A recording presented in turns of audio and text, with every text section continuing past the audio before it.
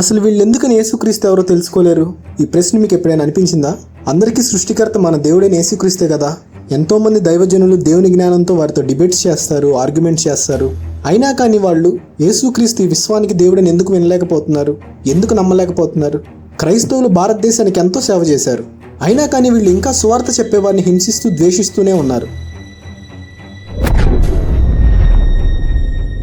ఈ భూమి మీద పుట్టిన ఏ మనిషి అయినా సరే నడవడం, మాట్లాడటం, తినడం ఇవన్నీ ఎక్కడ నేర్చుకుంటాడు? ఇంకో మనిషి దగ్గరే కదా. పుట్టిన కొంతకాలానికి అమ్మ అని పిలవడం నేర్చుకుంటాం, నిలబడటం నేర్చుకుంటాం, నడవడం, తినడం ఇలా అన్నీ నేర్చుకుంటాం. ఏదన్నా సరే ముందు మనకు ఒకరు నేర్పాలి, వారి దగ్గర మనం చూసి నేర్చుకుంటాం. ఆదికాండంలోని చరిత్ర మనకు తెలుసు. కయ్యూను, హేబేలు పుడతారు. కొంతకాలానికి వాళ్ళు ఎదిగి దేవునికి అర్పణ చెల్లిస్తారు. హేబేలు అర్పణ దేవుడు అంగీకరించాడు, కయ్యూను త్రోసివేశాడు. ఇదంతా మనం ఎన్నోసార్లు చదివాం. అయితే మీకు ఎప్పుడైనా ఆలోచన వచ్చిందా, అసలు కయ్యూనికి చంపడం అంటే ఏంటో ఎలా తెలిసి ఉంటుంది? అప్పటి వరకు లోకంలో ఒక్క మనిషి కూడా చనిపోలేదు. ఆదాము, హవ్వ, కయ్యూను, హేబేలు వీళ్లే ఉన్నారు. ఎవరు చనిపోవడం కయ్యూను చూడలేదు. ఒక హత్య అనేది ఎలా ఉంటుందో అంతకుముందు కయ్యూను ఎప్పుడు చూడలేదు. ఒక మనిషి ప్రాణం ఎలా పోతుంది, ఒక మనిషిని ఎలా చంపాలి, గొంతు నులమాలా, తల మీద కొట్టాలా, అసలు ప్రాణం పోతే శరీరం ఏమవుతుంది, ఇలాంటి విషయాలన్నీ అంతకుముందు కయ్యూను ఎప్పుడు చూడలేదు. ఇవేవీ తెలియని కొత్త ప్రపంచంలో కయ్యూనికి ఆ వైలెంట్ ఐడియా ఎలా వచ్చింది? ఒక వ్యక్తిని హత్య చేయాలనే వైలెంట్ ఐడియా కయ్యూనికి ఎలా వచ్చింది? ఇప్పటి వరకు మనం ఎన్నో ఎక్స్ప్లెనేషన్స్ విన్నాం. దీని మీద ఉన్న వివరణలు ఏంటో చూద్దాం. ఒకసారి ఆదికాండం 4వ అధ్యాయం చూస్తే, ఆదాము తన భార్య అయిన అవ్వను కూడినప్పుడు ఆమె గర్భవతి అయి కయ్యూనుని కని, యెహోవా దయ వలన నేను ఒక మనిషిని సంపాదించుకున్నాను నేను. తర్వాత ఆమె అతని తమ్ముడగు హేబేలును కనెను. హేబేలు గొర్రెల కాపరి, కయ్యూను భూమిని సేద్యపరచువాడు. కొంతకాలమైన తర్వాత కయ్యూను పొలం పంటలో కొంత యెహోవాకు అర్పణగా తెచ్చెను. ఈ 2వ వచనం చూస్తే హేబేలు గొర్రెల కాపరి, కయ్యూను భూమిని సేద్యపరిచేవాడు, అంటే ఒక ఫార్మర్ లాగా. అయితే ఇక్కడ మనం ఒక విషయం ఆలోచించాలి. వీళ్ళకి ఈ పనులు ఎలా వచ్చు? హేబేలు గొర్రెల కాపరి, కయ్యూను ఫార్మర్. వీళ్ళు పుట్టగానే ఆ పనుల మీద జ్ఞానం కలిగి పుట్టలేదు కదా. ఇంత టెక్నాలజీ కలిగి జీవిస్తున్న మన కాలంలోనే ఏ పనైనా చేయాలంటే ఒక ప్రాసెస్ ఉంది, అదే నేర్చుకోవడం. మనం ఈ భూమి మీద పుట్టగానే పని చేస్తున్నామా? లేదు కదా. స్కూల్కి వెళ్తాం, కాలేజీకి వెళ్తాం, కోచింగ్ తీసుకుంటాం, తర్వాత జాబ్స్ ట్రై చేస్తాం, జాబ్ చేస్తాం. కొన్ని చదువుకోకపోయినా సరే ఒక పని అనేది చేయాలంటే ఒకరి దగ్గర నేర్చుకుంటాం. అలాగే కయ్యూను, హేబేలు కూడా వారి పని నేర్చుకున్నారు. బైబిల్లో లేదు కదా వాళ్ళు నేర్చుకున్నారని. ఇమాజిన్ చేసి మీరు ఎలా చెప్తున్నారు అనుకోవద్దు, ఆ విషయం బైబిల్లో ఉంది. దేవుడు ఆదామును శపించినప్పుడు ఏమన్నాడు? ఆదికాండం 3వ అధ్యాయంలో ఇలా రాయబడింది. ఆయన ఆదాముతో, నీవు నీ భార్య మాట విని తినవద్దని నేను నీకు ఆజ్ఞాపించిన వృక్ష ఫలములను తింటివి గనుక నీ నిమిత్తం నేల శపింపబడి ఉన్నది. ప్రయాసముతోనే నీవు బ్రతుకు దినములన్నీ దాని పంట తిందువు. అది ముండ్ల తుప్పలను, గచ్చ పొదలను నీకు మొలిపించును. పొలంలోని పంట తిందువు. నీవు నేలకు తిరిగి చేరు వరకు నీ ముఖము చెమట కార్చి ఆహారం తిందువు. ఏలయనగా నేల నుండి నీవు తీయబడితివి. నీవు మన్నే గనుక తిరిగి మన్నైపోదు అని చెప్పాను. కయ్యూను భూమిని సేద్యపరచాలంటే ఏం చేయాలి? వాక్యం ఏం చెప్తుంది? కయ్యూను భూమి సేద్యపరిచేవాడని చెప్తుంది. అంటే కయ్యూను భూమిని సేద్యపరచాలంటే ముందు అతను ఏం చేయాలి? ఆ పని నేర్చుకోవాలి. అంటే ఆదాము శపించబడి చేస్తున్న వ్యవసాయ పనిని కయ్యూనికి నేర్పాడు. కయ్యూను ఆ భూమిని సేద్యపరిచే పనిని ఆదాము దగ్గర నేర్చుకున్నాడు. అంటే వాళ్ళు తినడానికి ఆహారం సిద్ధం చేసే పని కయ్యూను నేర్చుకున్నాడు. నెక్స్ట్ హేబేలు గొర్రెల మేపని ఎవరి దగ్గర నేర్చుకున్నాడో చూద్దాం. తినడానికి ఆహారం సిద్ధం చేసే పని కయ్యూనిది. మరి హేబేలు పని ఏంటి? గొర్రెల కాపరి. ఇది ఎవరి దగ్గర నేర్చుకున్నాడు? ఆదికాండం 3వ అధ్యాయం 21వ వచనం. దేవుడైన యెహోవా ఆదామునకును అతని భార్యకును చర్మపు చొక్కాయిలను చేయించి వారికి తొడిగించెను. చర్మాన్ని కాపాడుకునే వస్త్రాలు చేసే పని మొదటిసారి దేవుడు మొదలుపెట్టాడు. చర్మం రావాలంటే ఏం జరగాలి? ఒక జంతువు చనిపోవాలి, రక్తం చిందించబడాలి. అంటే పాపం జరిగిన రోజే మరణం అనేది ఏంటో ఆదాము కుటుంబానికి పరిచయం అయింది. జంతువును చంపి వస్త్రాలు తయారు చేసుకునే విధానం ఆదాము దేవుని దగ్గర నేర్చుకున్నాడు. వారి దగ్గర నుండి హేబేలు నేర్చుకున్నాడు. వారికి జంతు చర్మం ద్వారా వస్త్రాలు సిద్ధం చేసే పనిని హేబేలు నేర్చుకున్నాడు. అంటే దీన్ని బట్టి మనకు విషయం అర్థమవుతుంది. కయ్యూను, హేబేలు పుట్టగానే పనికి వెళ్ళలేదు. వారు ఆ పనులు చేయడానికి ముందు ఆ విషయాలన్నీ ఆదాము దగ్గర చూసి తెలుసుకొని నేర్చుకున్నారు. ఇక్కడ ఒక గొప్ప అర్థం ఉంది, గమనించారా? కయ్యూను శపించబడిన భూమిని సేద్యపరిచే పని నేర్చుకున్నాడు, కానీ హేబేలు దేవుడు చేసిన పని నేర్చుకున్నాడు. ఈ భూమి మీద జరిగిన మొదటి పాపానికి దేవుడే జంతువును బలిచ్చి వారి దేహాన్ని కప్పాడు. ఇది వారి పాపాన్ని కప్పిన జంతు చర్మం, ఇది వారి సిగ్గును కప్పిన జంతు చర్మం. అంటే పాప క్షమాపణ పొందే పనిని హేబేలు నేర్చుకున్నాడు. అసలు దేవుడు కయ్యూను బలి ఎందుకు ఒప్పుకోలేదు తెలుసా? హేబేలు చేసిన పని చేయలేదని. అందుకే దేవుడు ఒక మాట అంటారు. ఆదికాండం 4వ అధ్యాయం 7వ వచనం. నీవు సత్క్రియ చేసిన ఎడల తలనెత్తుకొనవా? సత్క్రియ చేయని ఎడల వాకిటి పాపం పొంచి ఉండును. నీ ఎడలు దానికి వాంఛ కలుగును, నీవు దానిని ఏలుదువనెను. నువ్వు కూడా మంచి పని చేసుంటే పాపం పోగొట్టుకునేవాడివి కదా. కయ్యూను శపించబడిన పని నుండి అర్పణ తెచ్చాడు. భూమి సేద్యపరిచి తెచ్చిన అర్పణ దేవుడు అంగీకరించలేదు. ఎందుకంటే దేవుడు ఆ భూమిని శపించాడు. హేబేలు దేవుడు చేసిన పని నేర్చుకున్నాడు. అందులో శాపం లేదు, క్షమాపణ ఉంది. అది హేబేలు తెలుసుకొని నేర్చుకున్నాడు.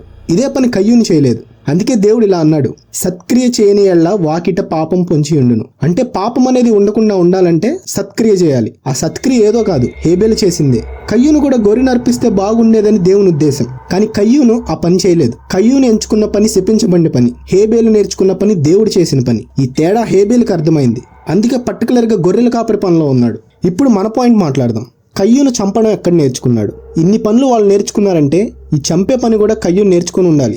ఆదాముకు చర్మం కప్పుకోవాలంటే తెలిసిన ప్రాసెస్ జంతువును చంపడం. ఆ జంతువును చంపే ప్రాసెస్ కయ్యూను నేర్చుకుని ఉండాలి. కయ్యూను ఒక రైతు, పొలంలో పనిచేసేవాడు. కానీ తన తమ్ముడు హేబేలు గొర్రెలను బలివ్వడం, వాటి గొంతు కోయడం, రక్తం కారడం, ఆ తర్వాత జీవి కదలకుండా పడిపోవడం, ఇవన్నీ కయ్యూను ఖచ్చితంగా చూసుంటాడు. ఈ టాపిక్ మీద బైబిల్ కామెంటేటర్స్ అంటే వాళ్ళు ఏమంటారంటే, ప్రాణం తీయడం అనే కాన్సెప్ట్ కయ్యూను కొత్త కాదు. జంతువులను ఎలా చంపాలో అతనికి తెలుసు. అదే మనిషి మీద ప్రయోగించాలనే ఆలోచన కయ్యూనుకు కలిగింది. ఇప్పుడు మనం కొంచెం ప్రాక్టికల్ గా ఆలోచిద్దాం. కయ్యూను ఏ ఆయుధంతో చంపుంటాడు?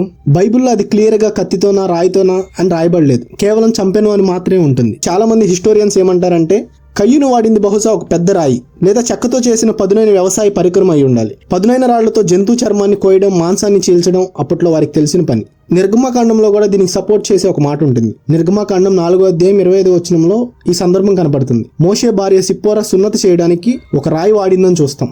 అంటే యూదులకు రాయి ద్వారా చర్మాన్ని చీల్చొచ్చు అనే పని తెలిసిందే. పురాతన యూదుల చరిత్ర పుస్తకం ద బుక్ ఆఫ్ జూబ్లీ ప్రకారం అందులో ఒక మాట ఉంటుంది, కయ్యూను రాయి ఉపయోగించి హేబేలును చంపాడని రాసుంటుంది. అంటే యూదులు చెప్తున్న మాట ప్రకారం కయ్యూను హేబేలును చంపడానికి రాయి వాడి ఉండాలి. ఈ టాపిక్ మీద యూదుల గ్రంథాల్లో కొన్ని ఆశ్చర్యమైన విషయాలు ఉన్నాయి. టార్గమ్ సుడో జోనాథన్ ఏం చెప్తున్నాయంటే, ఏదైనా తోటలో సాతాను హవ్వను మోసం చేసినప్పుడు కేవలం అది పండు తినడమే కాదు, సర్పానికి హవ్వకు మధ్య ఒక లైంగిక సంబంధం ఏర్పడిందని, ఆ కారణంగానే కయ్యూను పుట్టాడనే ఒక నమ్మకం యూదుల మిస్టిసిజం కబాల్లాలో ఉంది. అందుకే హవ్వ కయ్యూను పుట్టినప్పుడు నేను యెహోవా దయ వలన మనిషిని సంపాదించుకుంటే అంటుంది, కానీ ఆదాము ప్రస్తావన తేలేదు అని వారు వాదిస్తారు. అంటే ఆ పాపం చేసినా కానీ దేవుడు దయ చూపించాడనే భావనతో అవ్వ పలికింది అంటారు. ఈ సిద్ధాంతం ప్రకారం కయ్యూనులో సాతాను రక్తం ఉంది లేదా సాతాను స్వభావం ఉంది కాబట్టి అతను పుట్టుకతోనే హంతకుడని సిద్ధాంతం తేల్చి చెప్పేస్తుంది. యూదుల్లోని కొంతమంది పురాతన రబ్బీలు కయ్యూను అక్షరాల సాతాను విత్తనమే అని నమ్ముతారు. యేసుక్రీస్తు కూడా ఈ భూమి మీద ఉన్నప్పుడు యోహాను సువార్త 8:44 సాతాను గురించి చెప్తూ వాడు ఆది నుండి నరహంతకుడు అంటారు. అయితే యూదులు చెప్తున్న సిద్ధాంతం ప్రకారం కయ్యూను చేసిన మొదటి హత్య వెనుక ఉన్నది సాతానే. కొత్త నిబంధనలో కొన్ని వాక్యాలు ఇలా ఉంటాయి. యోహాను సువార్త 8:47 దేవుని సంబంధి అయిన వాడు దేవుని మాటలు వినును, మీరు దేవుని సంబంధులు కారు గనుకనే వాటిని వినరని వారితో చెప్పాను. యోహాను రాసిన 1వ పత్రిక 4:6 మేము దేవుని సంబంధులము, దేవుని ఎరిగిన వాడు ఈ మాట వినును, దేవుని సంబంధి కానివాడు మా మాట వినడు. వాక్యం ఏం చెప్తుంది? దేవుని సంబంధులు దేవుని విషయాలు పట్టుకుంటారు, దేవుని స్వరం వింటారు. మనం వీడియో స్టార్టింగ్లో చెప్పుకున్నాం కదా, ఆదాము దగ్గర కయ్యూను హేబేలు ఇద్దరు పనులు నేర్చుకున్నారు. కానీ దేవుని సంగతి ఎవరు పట్టుకున్నారు? హేబేలు. దేవుని మాట ఎవరు విన్నారు? హేబేలు. హేబేలు దేవుని సంబంధమైన వాడు కాబట్టే సరైన పని చేయగలిగాడు, సరైన బలి ఇవ్వగలిగాడు. 1 కొరింథీయులకు రాసిన పత్రిక 2:14 ప్రకృతి సంబంధమైన మనుషుడు దేవుని ఆత్మ విషయంలో అంగీకరింపడు, అవి అతనికి వెర్రితనంగా ఉన్నవి, అతడు వాటిని గ్రహింపజాలడు. ఈ వచనం ప్రకారం ఇప్పుడు ప్రకృతి సంబంధమైన మనిషి ఎవరని అర్థమవుతుంది? కయ్యూను.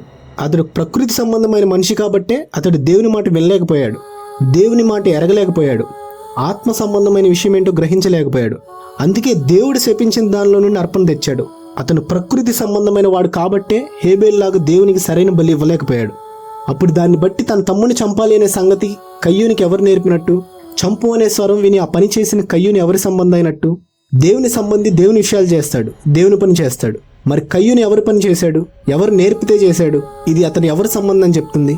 ఇది నిజంగా మనల్ని ఆలోచింపజేస్తుంది. కయ్యూనికి తన తమ్ముడైన హేబేలును చంపాలనే ఆలోచన ప్రకృతి సంబంధమైన మనిషిగా ఉండటం వల్ల పుట్టింది. ఎందుకంటే దేవుని సంబంధి అనేవాడు దేవుని విషయాలు చేస్తాడు, దేవుని స్వరం వింటాడు. అది హేబేలు చేయగలిగాడు. అందుకే దేవుడు హేబేలు బలిని అంగీకరించాడు. కానీ అదే సంగతిని కయ్యూను పట్టుకోలేకపోయాడు.